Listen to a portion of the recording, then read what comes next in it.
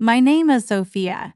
I'm 34 years old, and I've lived in the same village since I was born. It's the kind of place where news travels faster than wind, and where silence speaks louder than truth. When I was 25, something happened that changed everything. A man named Igor moved into the house across the river.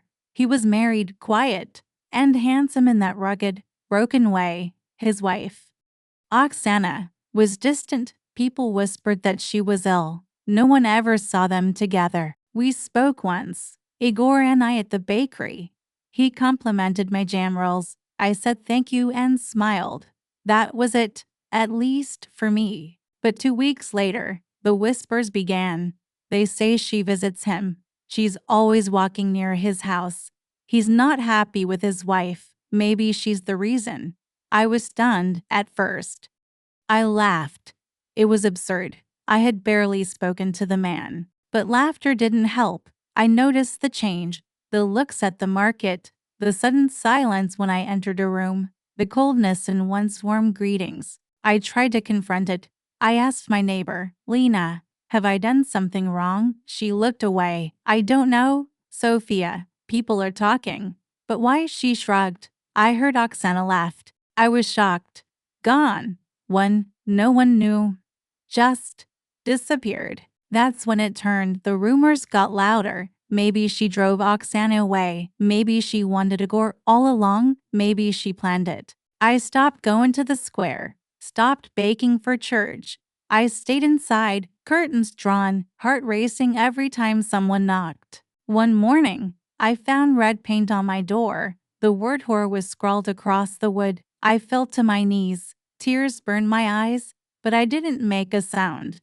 I wouldn't give them the satisfaction. Igor never came, never said a word, and that silence hurt the most. The months passed. I became invisible. My friends, gone. Even my job at the school ended. Too much gossip, they said. Too much distraction. I walked the riverbanks alone. Sometimes I screamed into the trees. Other times, I wrote in a journal I kept hidden beneath my bed. In that journal, I wrote the truth.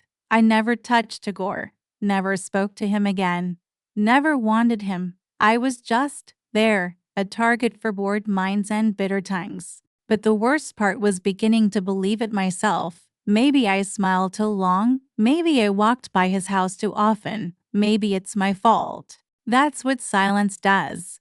It twists you, molds you into what they say, and slowly you disappear. Until one day, a letter arrived, postmarked from another town, the handwriting elegant, the name Oksana. I opened it with shaking hands.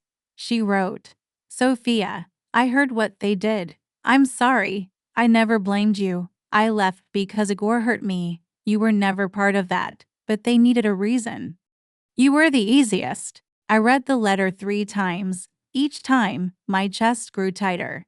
Not from pain, but from something else. Rage, relief, a strange kind of rebirth. I walked straight to the bakery, the place where it began. I pinned the letter to the bulletin board. Then I stood by the door and watched. People gathered.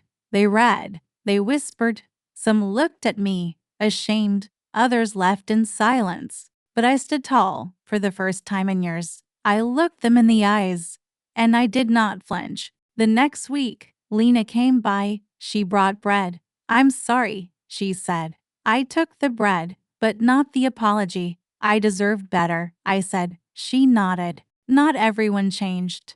Some still looked away, but I no longer cared. I had the truth, and the truth is power. I found work again, in a town nearby, new people, new faces, no rumors, just peace. I kept Oksana's letter in a frame, not to remember the pain, but to remember the moment I reclaimed myself.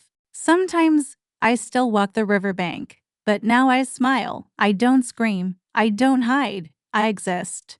And that is enough. If you've ever been accused, silenced, or shamed for something you didn't do, I want you to know you're not alone.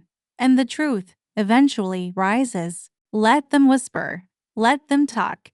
Just don't let them steal your voice. Thank you for listening to my story. If it meant something to you, please like, share, and subscribe. Your voice matters, your truth matters, and one day they will listen.